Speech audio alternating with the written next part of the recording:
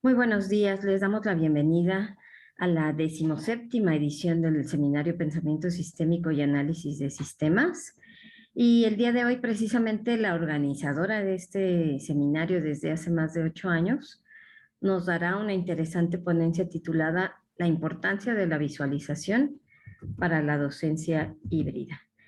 La doctora Valderas es profesora de carrera titular A, definitiva de tiempo completo, adscrita al Departamento de Ingeniería de Sistemas del programa de posgrado de la División de Ingeniería Mecánica e Industrial de la Facultad de Ingeniería de la UNAM y desde el 2012 es vicepresidenta de Educación Continua de la Academia Mexicana de la Ciencia de Sistemas.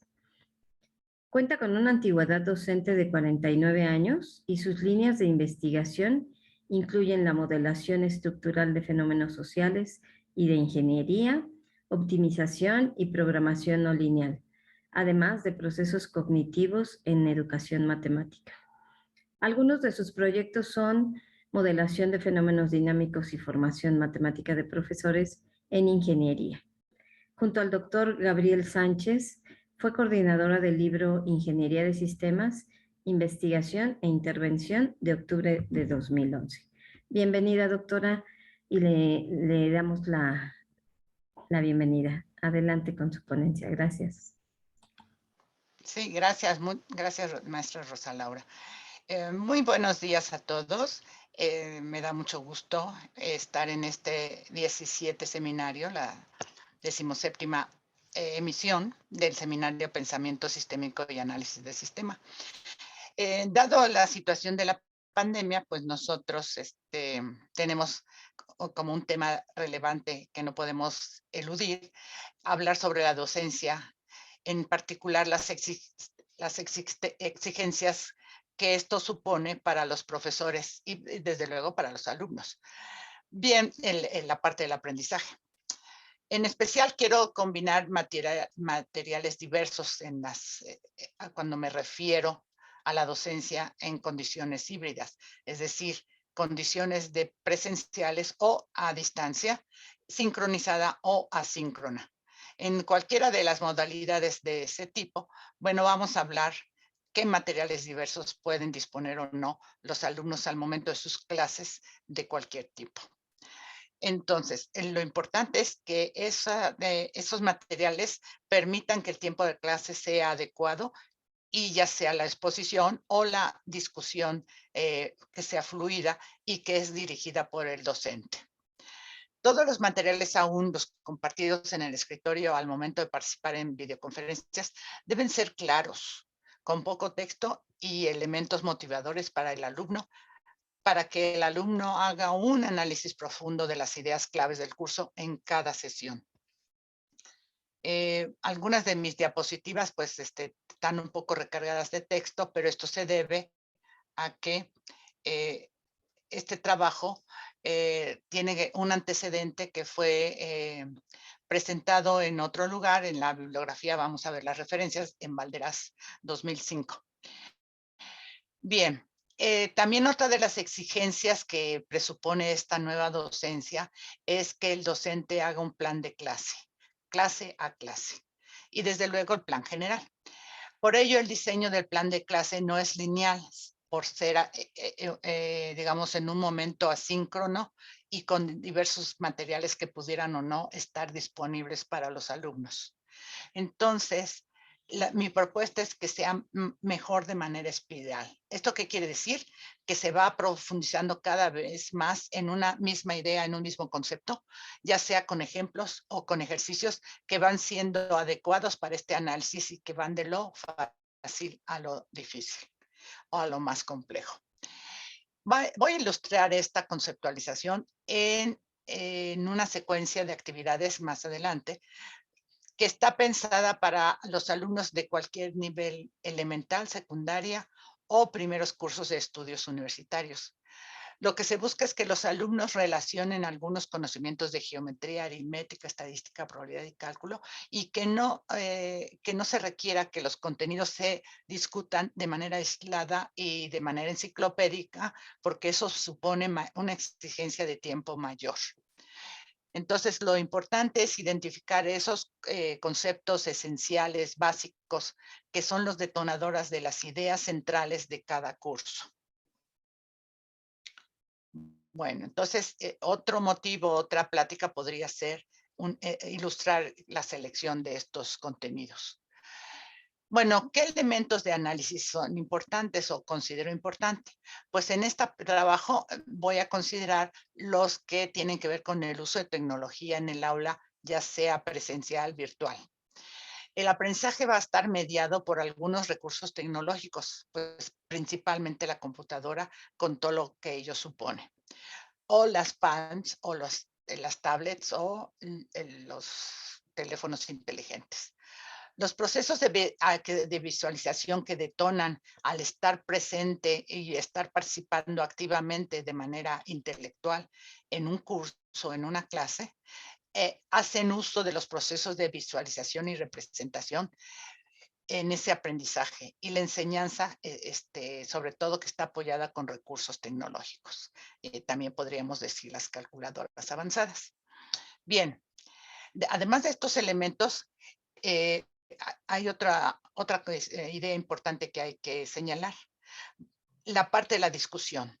Es la discusión que voy a presentar sobre dos casos sobre visualización.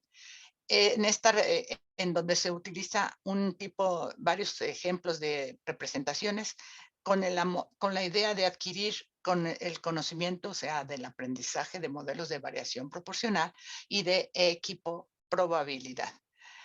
Entonces, se supone que está diseñado para la adquisición paulatina de modelos cada vez más maduros y cercanos a los modelos abstractos durante la formación escolar en los niveles citados. Entonces, va siendo de manera espiral. Entonces, esto presupone que haya cambios en el currículo y en los programas de estudio. Y yo sé, como parte de mi experiencia, que hay cambios curriculares, ha habido cambios en los estudios de nivel de secundaria básico, medio básico y nivel superior, sobre todo en las carreras de ingeniería, en los alumnos que tienen diferentes edades. Por ejemplo, en el nivel de secundaria o medio básico sería entre 11 y 14 años, los del bachillerato entre 15 y 17 años y los estudios universitarios generalmente superior de 18 en adelante. Entonces, estos cambios que se hicieron en la currícula, sobre todo en los 80s, estuvieron centrados más en el contenido. Estaba pensado más el contenido que una selección del contenido para atender a una dosificación y jerarquización de los logros al término de diferentes segmentos temáticos. Esa era la idea, digamos, más relevante detrás de esos cambios. En cambio, los 90s estuvieron más enfocados a la organización y presentación de los temas. Esto aunados a la popularización de las computadoras y las calculadoras personales, que bueno, que era el recurso tecnológico que tenía mayor disponibilidad en esos momentos. Y esto hizo que los docentes tuvieran que elaborar estrategias docentes para hacer uso de esos recursos tecnológicos y de manera metodológica y didácticas en el aula de matemáticas. Y aún en el aula virtual sigue siendo una demanda. Entonces, en ese tiempo en México se hicieron explícitas las recomendaciones metodológicas en los documentos de trabajo de los docentes del nivel medio superior, pues hasta entonces solo se hacía en enseñanza elemental y secundaria, para las que se rige un currículo nacional. Y también conozco ejemplos de las recomendaciones didáctico-pedagógicas de los documentos emitidos por la Facultad de Ingeniería para el área de ciencias básicas. Entonces, en realidad lo que está sucediendo es una adaptación a condiciones de una docencia híbrida, ¿sí? Así que la secuencia en sí misma tiene elementos que espero que les sirvan para realizar actividades educativas como diseño curricular, elaboración de propuestas didácticas, diseño de programas de formación de recursos humanos y evaluación del aprendizaje y la docencia. Entonces, estas actividades están pensadas para realizarse para desarrollarse en condiciones escolares híbridas y fortalecer las habilidades de los alumnos para interpretar, evaluar, discutir y comunicar ideas relacionadas con situaciones en las que están implicados algunos conceptos comunes de asignaturas como geometría, aritmética, estadística, probabilidad y cálculo integral. Entonces, como ustedes pueden darse cuenta, es un enfoque más holístico, mucho más sistémico de los contenidos disciplinarios.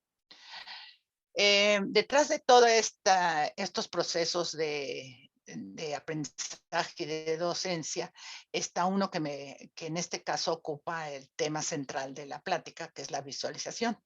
Entonces, estas actividades en la secuencia van a requerir el uso de diversos recursos tecnológicos, principalmente computadoras o calculadoras avanzadas, aquellas que permiten graficación, con los que se generan multitud de procesos de razonamientos basados en en la visualización de las imágenes que se van generando en cualquiera de estos medios, ¿sí?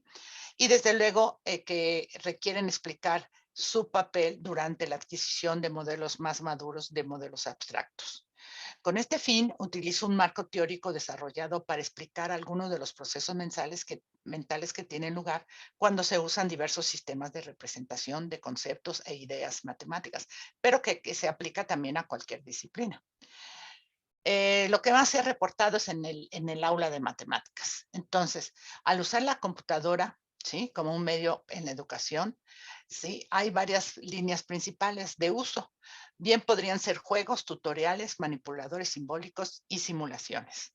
En el primer caso, los juegos, la meta curricular es enseñar la conducta de un conjunto de funciones o clases de funciones dadas basadas en puntos de vista numéricos o gráficos, o ambos. Un ejemplo de este tipo es adivina mi regla de asociación, o encuentra mi regla para una función, ¿no? Elemental. En el que los estudiantes deben de adivinar la regla de correspondencia de una función escogida al azar o de una lista creada por el profesor. De modo que cuando introducen un valor del dominio, la computadora les entrega la imagen, ya sea en forma numérica, como un arreglo tabular o una gráfica cartesiana. Esto es muy, muy dinámico. Los tutoriales. Estos están relacionados con los intentos iniciales de la instrucción asistida por computadora, que tiene sus siglas en inglés, Computer Assisted Instruction, para los que se selecciona un contenido educacional. Se simula una relación del tipo tutor-tutoreado en la computadora y su diseño se apoya en la estructura de lo que se enseña y en suposiciones acerca de que el que aprende y sobre la forma apropiada de interacción. Es decir, que interpretan lo mismo que lo que el docente pretende que piensen, que razonen los alumnos. Entonces, los primeros tutoriales de matemáticas estuvieron orientados a la enseñanza de la manipulación sintáctica generada en sistemas de notación estándares por diseñadores que adoptaron sin modificación los sistemas tradicionales de enseñanza rutinaria y solo transfirieron esas condiciones al nuevo medio proporcionado por la capacidad de interacción de la computadora. Más avanzados, los manipuladores simbólicos en este enfoque CAE cambió un poco, pero muy poco. Los contenidos curriculares y la pedagogía siguen siendo esencialmente los mismos. La única diferencia consistió en la naturaleza impersonal de la retroalimentación, a la cual se le reconocen dos aspectos positivos. Por una parte, la privacidad de la interacción, donde el alumno se siente con mayor libertad a expresar sus ideas, y la paciencia de los sistemas de retroalimentación, que pues, son tan reiterativos como fueron diseñados. Los manipuladores simbólicos son herramientas poderosas, pero al igual como sucede con cualquier herramienta, solo se pueden usar a toda su capacidad cuando el que las usa sabe cómo hacerlo, ¿sí? Los manipuladores simbólicos, como en el caso de Maple Matemática, están pensados más para hacer matemática que para aprender matemáticas. De ahí que están mejor diseñados para el experto que para el novato. Sin embargo, hay una propuesta que modifica esto sustancialmente. es decir, el uso de simulaciones. Con el uso de simulaciones, Caput distingue básicamente dos tipos. Unas que se ejecuta a la par del sistema que se modela, en donde puede comprobarse empíricamente por medición o por visualización de una gráfica, una tabla, y pues se puede comparar con el sistema modelado. Un segundo tipo de simulación se usa cuando las escalas espaciales o temporales no permiten la comprobación directa de la simulación que se está modelando. Por ejemplo, como en el caso de estudiar el sistema planetario y del movimiento molecular. El sistema planetario para ilustrar, digamos, un tema como el de las cónicas en la geometría analítica. Estas simulaciones son modelos concretos de modelos más abstractos. Y un tercer tipo, que se debe a Batanero, es la simulación de fenómenos que no han ocurrido y que pudieran ocurrir, como las distribuciones muestrales que facilitan la visualización con objetos matemáticos. Es decir, simular, por ejemplo, volados, extracción de bolas en urnas convencionales o en tómbolas o en sorteos. Entonces, estas herramientas computacionales inicialmente se crearon con propósitos generales. Actualmente se adaptan a las necesidades de educación. Entre otras muchas están las hojas de cálculo, los manipuladores simbólicos, las utilidades gráficas, los programas estadísticos, StatGraph y otros muchos más, ¿no? Y de modelación de datos, las bases de datos también. La Internet, desde luego, tomó un papel central aquí, en esta situación híbrida. Algunas de estas herramientas también están disponibles en otros dispositivos que tienen la libertad de transportarse libremente, ¿no? Las PANs, los móviles, los celulares y las calculadoras avanzadas. Pero también hubo herramientas de propósito particular o específico que se desarrollaron a lo largo de todas estas décadas y que tienden a ser más sofisticadas. Y se han llegado a construir, se ha logrado con esto construir una nueva habilidad de los sistemas computacionales en los que se transfieren datos de un sistema a otro. Por ejemplo, como en el caso de ahora, ¿no? Entre la Internet, ustedes están viendo un material de aprendizaje como lo es mi presentación y hojas de cálculo. Podríamos haber presentado una hoja de cálculo, ¿no? De algún ambiente de trabajo o procesadores de palabras, como en este caso es una PowerPoint, o entre calculadoras avanzadas y procesadores de palabras. Los ambientes de trabajos como Geometry, StatGraphics, Maple o Matemática o también Statistics, etcétera, son potentes conjuntos de herramientas matemáticas y o estadísticas, pero al mismo tiempo son herramientas con las que se pueden crear micromundos, es decir, ambientes computacionales donde se favorece el aprendizaje de ideas matemáticas guiados con materiales diseñados para ese fin. Entonces, ¿cómo va la disponibilidad de la tecnología? Hubo una época en donde se tenían en el aula dispositivos vía un script, así se llamaba, conectadas a las calculadoras la calculadora que tenía el profesor a la hora de dar su clase con este apoyo, que permitía mostrar en la pantalla o en el muro del aula o en el pizarrón blanco la ventana de la calculadora del profesor, lo que facilitaba la comunicación y la discusión en la clase presencial, organizada en pequeños grupos o de manera general, por lluvia de ideas. En cambio, ahora la comunicación se logra compartiendo el escritorio con los alumnos o con los asistentes a este tipo de eventos como el seminario o a aquellos que van a ver el video más tarde. Durante las sesiones por videollamada o videoconferencia, porque todos estos recursos están disponibles ahora en la mayoría de las situaciones escolares. La disponibilidad de tecnología en la docencia híbrida, ya sea propiedad de la escuela, de los profesores o de los alumnos, tiene un impacto en la docencia en general y en particular en educación matemática o de cualquier tipo, porque se requiere saber qué matemáticas o qué parte de las disciplinas son susceptibles de aprendizaje y enseñanza con esos medios, ¿sí? Además de saber cómo enseñarlas y cómo evaluar el aprendizaje. Entonces, el aprendizaje de matemáticas por ejemplo, mediado por tecnología, en esta docencia híbrida, eh, requiere discutir una estrategia general que proporcione una visión amplia de los cambios que se están produciendo en las complejas clases escolares, desde los efectos en el currículo, las formas de conducir las de matemáticas y sobre todo monitorear la atención de los alumnos, hasta las formas de evaluar el desempeño del alumno en las diversas situaciones que genera el uso de tecnología en el aula virtual. Por ejemplo, en los espacios llamados chat, donde le escribimos una pregunta a determinado alumno o a toda la clase y bueno, vamos registrando o se va registrando las respuestas de cada uno de ellos en este espacio que se llama chat. Con eso podemos ir monitoreando el avance o la comprensión de los alumnos o el seguimiento. Y bueno, sobre todo que necesitamos ver que estén ahí presentes, no solamente de manera visual por su imagen o su video, sino de manera activa, dando respuesta a los planteamientos de la clase. Pues desde luego se ve la necesidad de indagar dónde es pertinente el uso de los recursos electrónicos dinámicos o el uso de medios estáticos tradicionales, para lo cual es indispensable preguntarse sobre todo qué estamos tratando de enseñar y cómo lo vamos a enseñar. Contestándose eso, pues yo creo que podemos adaptar de mejor manera nuestros materiales. Así que en este marco educativo coincido con Caput cuando dice que el uso de tecnología en la escuela, a pesar de sus limitaciones, depende en gran medida de la imaginación humana para usarla y de los hábitos, sobre todo, de la sociedad, ¿no? Hábitos del individuo y la sociedad.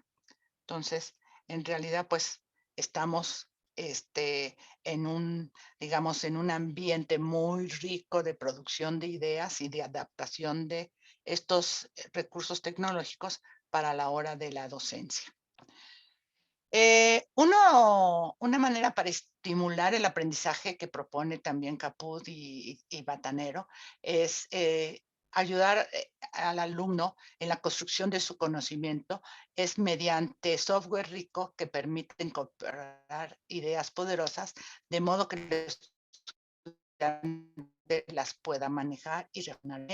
De hecho, Dubinsky y Toll proponen que haciendo que el alumno construya programas matemáticos pequeños y desde el principio y más sofisticados posteriormente, en un lenguaje de computación diseñado para que el acto de programar sea simultáneo a la construcción mental de los procesos matemáticos subyacentes. De esta forma, el alumno elabora o mejora programas que resuelven problemas concretos con los recursos de programación de las calculadoras avanzadas.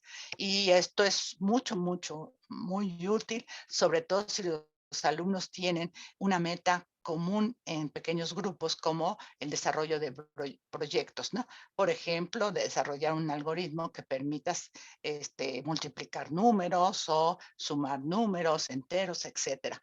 Y conforme se va viendo en un nivel más alto del aprendizaje, por ejemplo, programas sencillos que permitan resolver problemas, por ejemplo, de optimización combinatoria.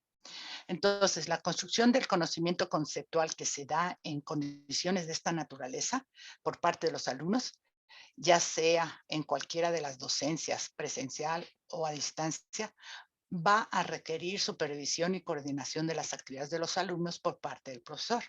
Esto es lo nuevo para nosotros. Estas actividades de docencia se realizan mejor y fácilmente con apoyo de guías didácticas, donde los alumnos van respondiendo a preguntas, a cuestionamientos sobre lo que se está analizando y programas sencillos diseñados para coordinar las acciones de los alumnos. Entonces, una característica indispensable de las guías didácticas es que deben fundamentales de los cursos de matemáticas y de las disciplinas en general. En diversos espacios se dispone de materiales didácticos apropiados para los cursos de matemáticas, por ejemplo, en revistas de divulgación, libros especializados y sitios de Internet. En otro lugar se ilustra el uso de calculadoras avanzadas para analizar el papel de los parámetros en cuanto a las características de las gráficas de funciones polinomiales de grado 1 y 2, como podrían ser las tesis de grado, las tesis de licenciatura o de maestría, o la solución de actividades relacionadas con el aprendizaje de la derivada.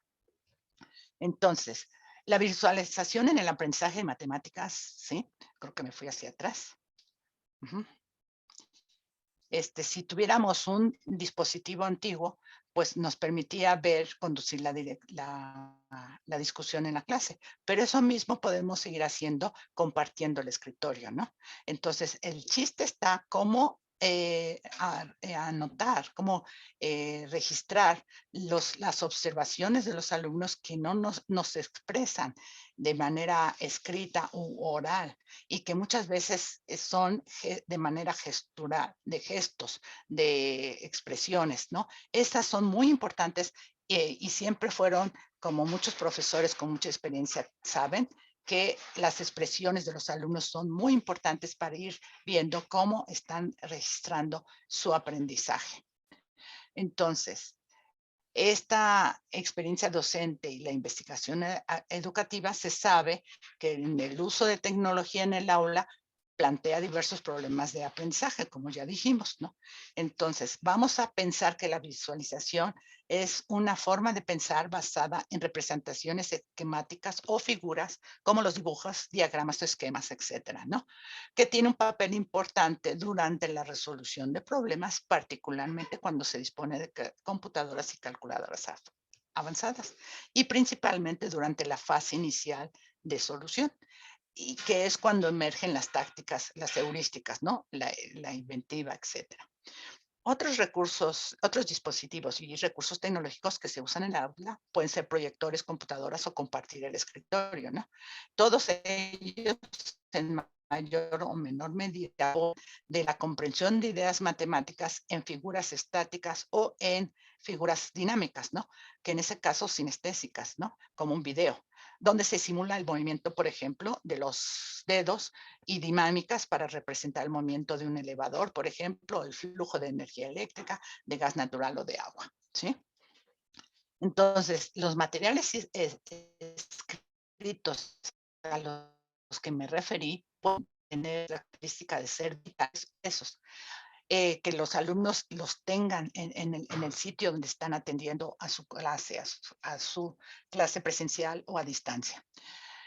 Además de la influencia que los dispositivos tecnológicos tienen para la enseñanza de las matemáticas, cabe subrayar el importante papel que desempeñan también los materiales escritos. Y en este caso, son a los que me refiero como guías de actividades. Estos materiales escritos se diseñan especialmente para atender los contenidos curriculares de las asignaturas, ¿no?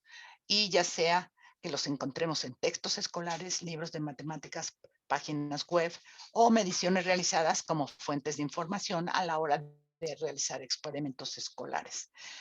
Durante la formación escolar de los niveles medio y elemental, es deseable que los alumnos cuyas edades están entre los 6 y los 18 años tengan experiencia sobre actividades de medición, registro, búsqueda y análisis de información como actividades fundamentales para los cursos en matemáticas.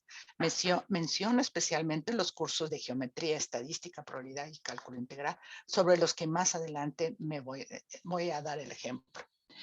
Esta adquisición de las ideas mediante la representación en computadoras y calculadoras nos da lugar a muchas preguntas. Una, en primer lugar, es cómo es que los alumnos, algunos medios electrónicos pueden usarse para representar ideas y procesos matemáticos a fin de promover esas organizadas como las escalas de los asociados a las gráficas de funciones elementales, ¿no? Además, también es importante las posibilidades de procesar estadísticamente datos provenientes de mediciones de fenómenos de... voy a regresar un poquito. Por ejemplo, en la gráfica de una función elemental, en una computadora o hasta en la misma computadora con algunos programas, se utiliza la herramienta 3 que permite recorrer la curva de una función elemental y se va viendo un asterisco que es intermitente, denominado cursor, ¿no? Con el que se puede recorrer la gráfica, ¿no? Utilizando el mouse, ¿no? Entonces, todos esos recursos de la computadora permiten dibujar algunas figuras geométricas que se definen a partir del movimiento de un punto en el plano, por ejemplo, circunferencias, elipses o parábolas, ¿no? El soporte visual. Otros fenómenos de movimiento susceptibles de modelarse son la elongación de un resorte por efecto de diversos pesos en el movimiento de oscilación del resorte, que este experimento es muy importante para comprender la idea de proporcionalidad, por ejemplo. Ambos se modelan por medio de una función que se expresa en uno o más sistemas de representación. Entonces, la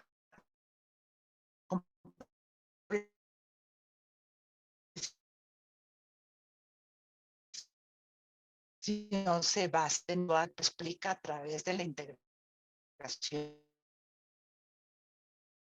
de las conceptualizaciones y figuras particulares. En las figuras de, por ejemplo, vamos a ver en una figura, en la figura 1. En esta figura vamos a suponer que tengo dos conceptos y esos conceptos a nivel intelectual interno del alumno le llamo conceptualización, digamos tipo A, y la otra tipo B, pero es a nivel intelectual. Entonces, cuando los alumnos hacen acciones de lectura o escritura, ¿qué sucede? Cuando es de lectura, ellos están viendo la representación del sistema A, lo leen y lo incorporan de alguna manera a su intelecto, y esta es la acción de leer. En cambio de escribir es producir una respuesta en un sistema, digamos, escrito en unas teclas de computadora o de calculadora, y en este caso es la flecha hacia abajo, ¿no? Bueno, entonces, para cada uno, tanto para el concepto A como el concepto B. Todas estas acciones de lectoescritura tienen sus correspondientes conceptualizaciones a nivel intelectual, pero a nivel externo se llaman enlaces físicos, mientras que a nivel interno le podemos llamar coordinación de los cambios, ¿no? De los cambios que suceden en los conceptos. En este caso, vamos a ver, por ejemplo, una tabla. En este es un ejemplo en la secuencia didáctica que propongo para nivel elemental, medio básico y medio superior, en donde estamos viendo varios segmentos con distintas longitudes y que se le pide al alumno que los ordenen de menor a mayor longitud. Entonces la respuesta estaría puesta aquí. Este es el ordenamiento, ¿no? A nivel medio básico les podemos pedir que mediante el trazo de estos segmentos tengan las longitudes en el plano cartesiano ilustradas de manera gráfica, dándole los pares de puntos que unen 1,2 con 2 y así sucesivamente, ¿no? 1,0 con 1,2, etcétera, etcétera. Aquí no está toda la lista, ¿no? Y entonces, en el nivel medio superior le podemos pedir que lo representen en lugar de segmentos lineales, como lo hicieron los primeros intentos en el cálculo diferencial y las funciones, que lo representen por crucecitas que representan los puntos con estos nombres 1,2, 2,4, donde el 2 se mide horizontalmente, se llama abscisa, y el 4 se mide verticalmente en el sentido de los ejes horizontal y vertical.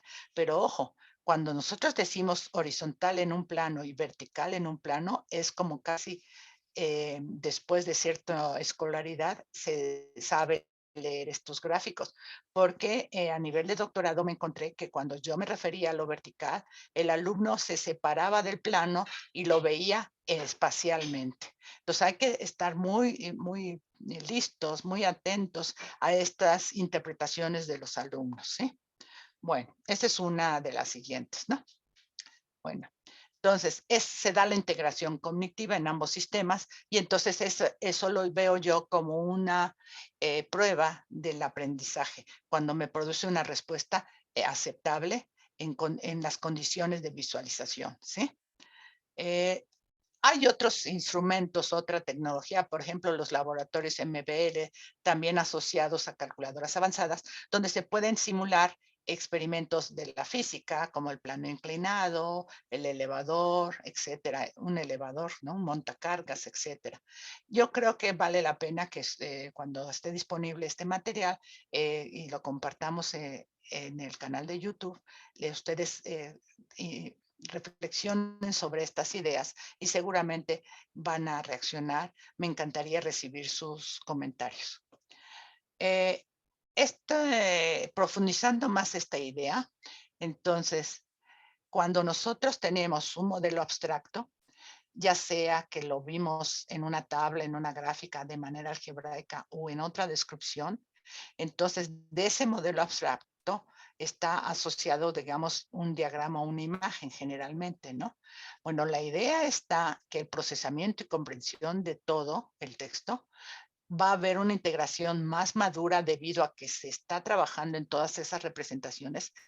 O sea, no sé, que producen modelos mentales de la situación y esos modelos mentales se hacen cada vez más complejos, pero lo importante es que estén muy cercanos a lo que se pretende desde el punto de vista disciplinario que el alumno aprenda, ¿sí?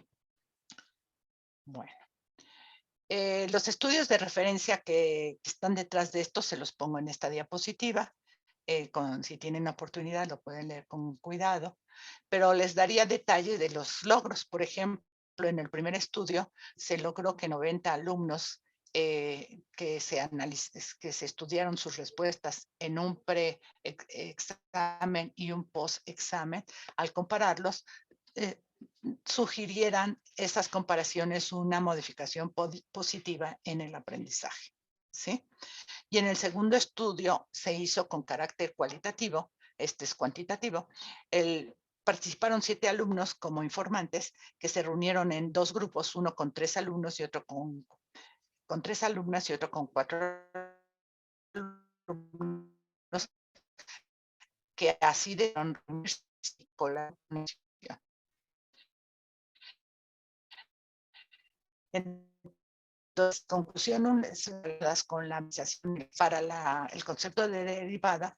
Entonces, a veces sí mostraron, a veces no mostraron avances en esa sección, ¿no? Otro ejemplo.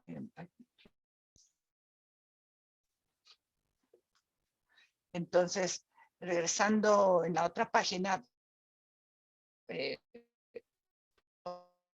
podemos ir al ejemplo de equiprobabilidad, ¿no? Por ejemplo, a nivel de elemental le podemos pedir al alumno que elija barritas o que seleccione las áreas y las ilumine, digamos, de un color igual que resulten del mismo tamaño.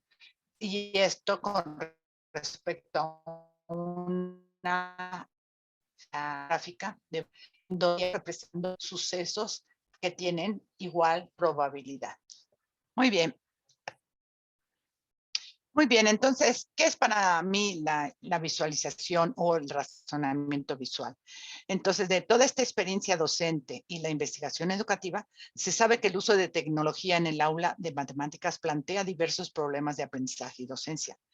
En esta ocasión, abordo la problemática del aprendizaje de matemáticas escolares en circunstancias híbridas, como problema de acceso al conocimiento científico, problemática que aquí se muestra, con relación al razonamiento visual o visualización que los alumnos realizan cuando resuelven tareas con recursos electrónicos.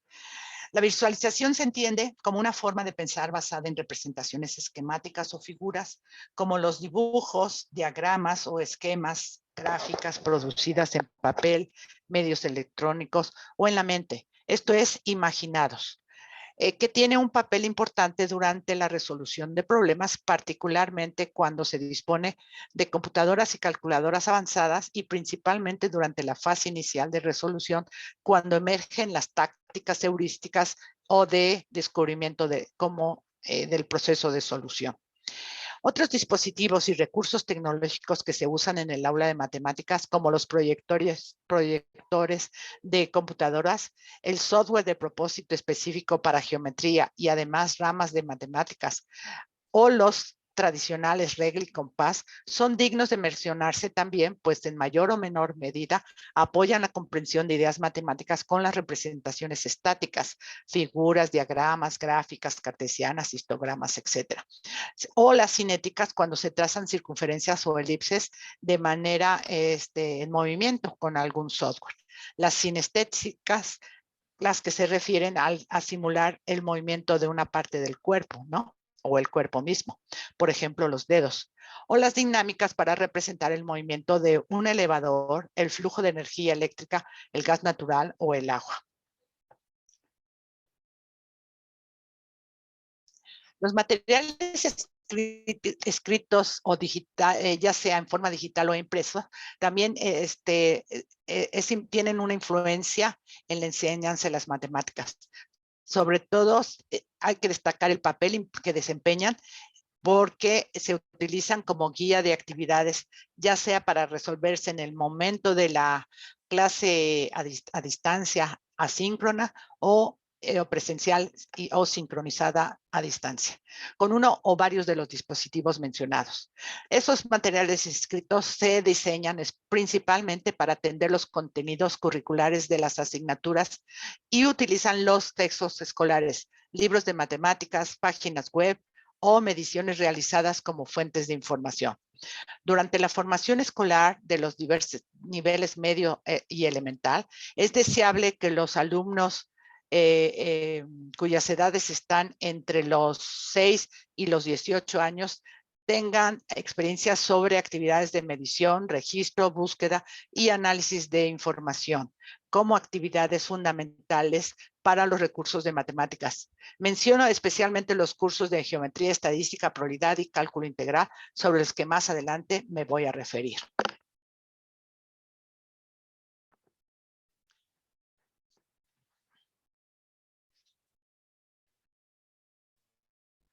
En primer lugar, me pregunto,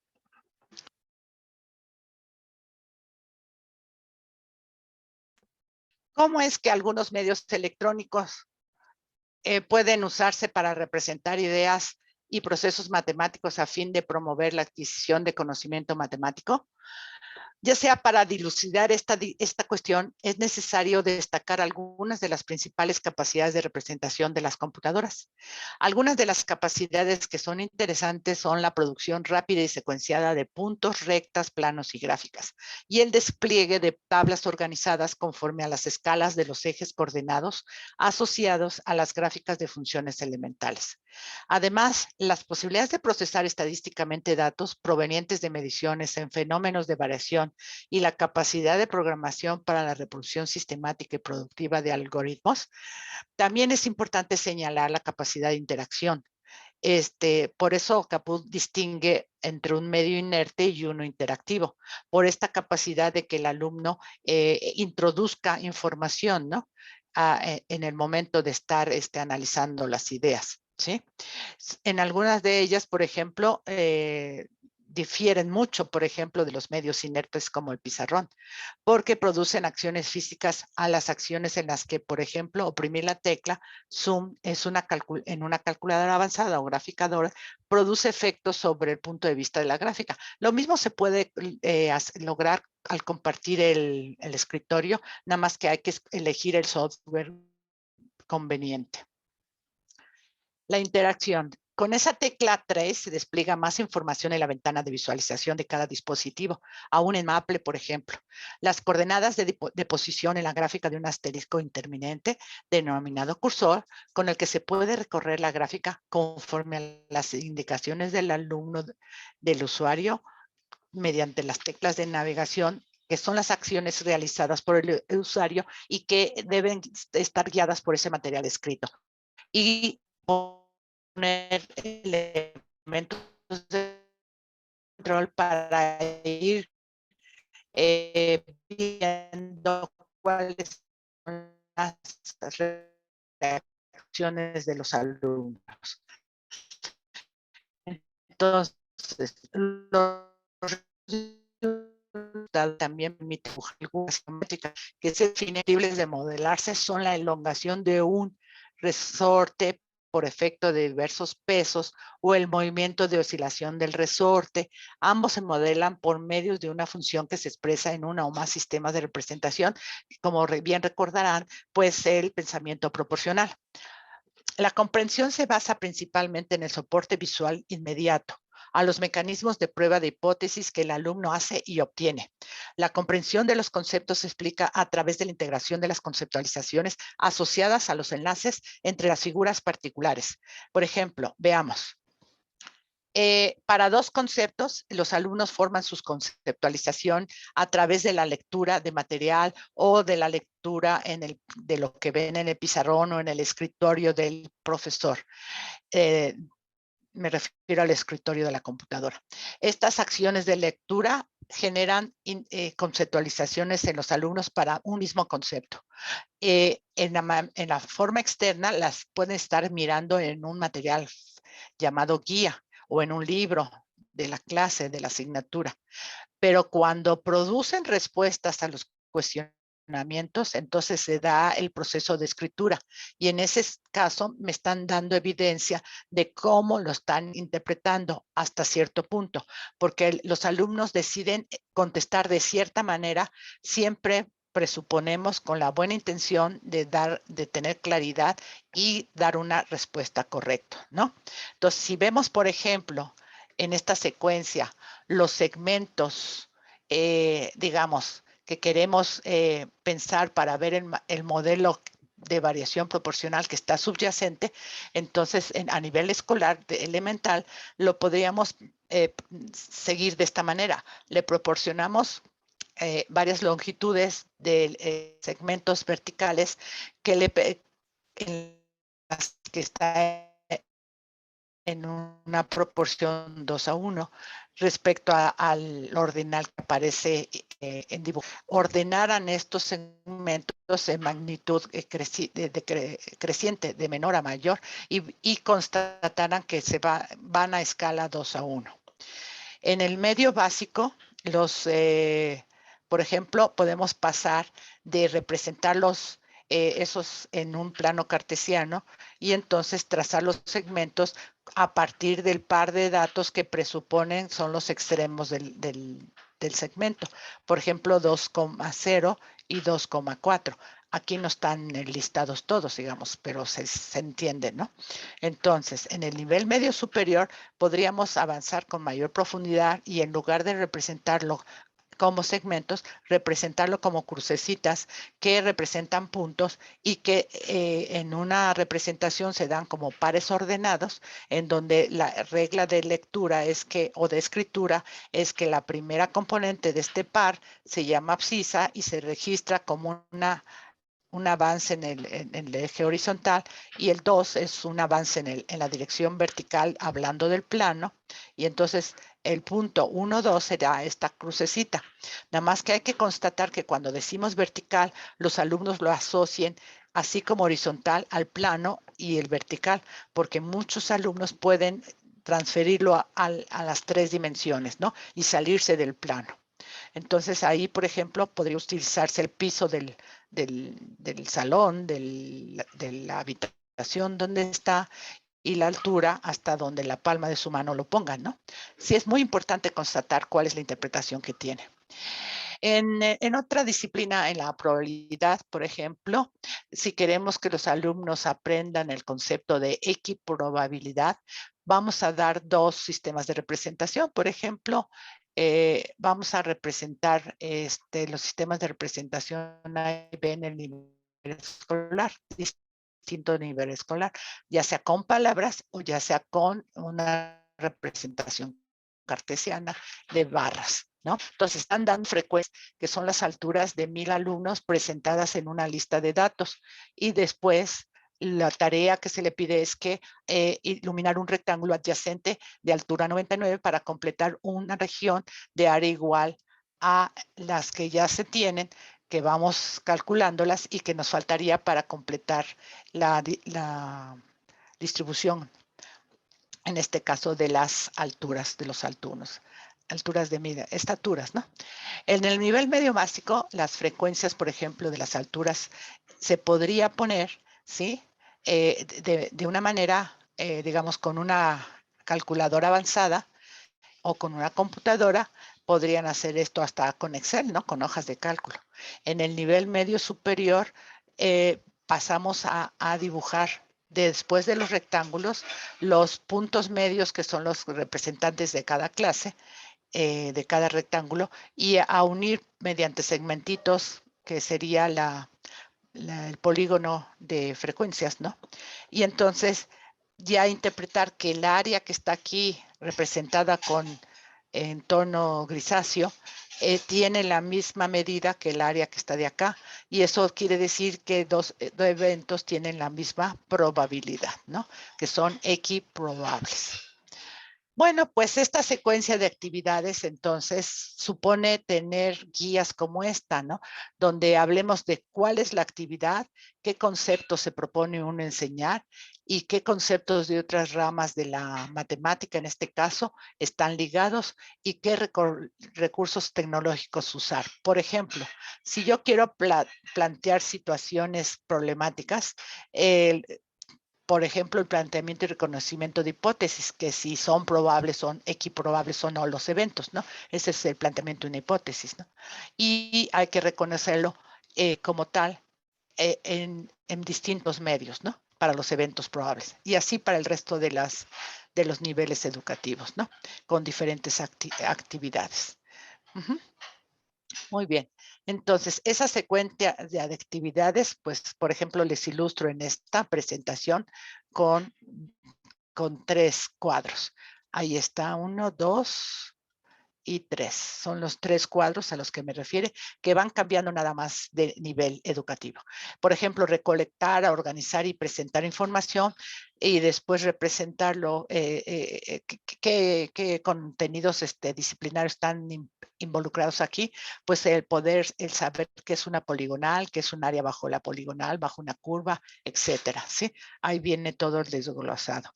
Y desde luego en la última columna, mi sugerencia, qué recursos tecnológicos usar, ¿no? Bueno, entonces, esta es una secuencia y esto es todo por mi parte. Les agradezco muchísimo. También les platico que el video también viene las referencias en la página de referencias que estaría en esta página, ¿sí? Estas son las páginas, referencias.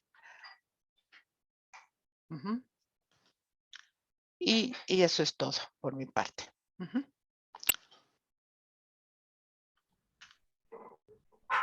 Muchas gracias. Muchas gracias, doctora, por su presentación.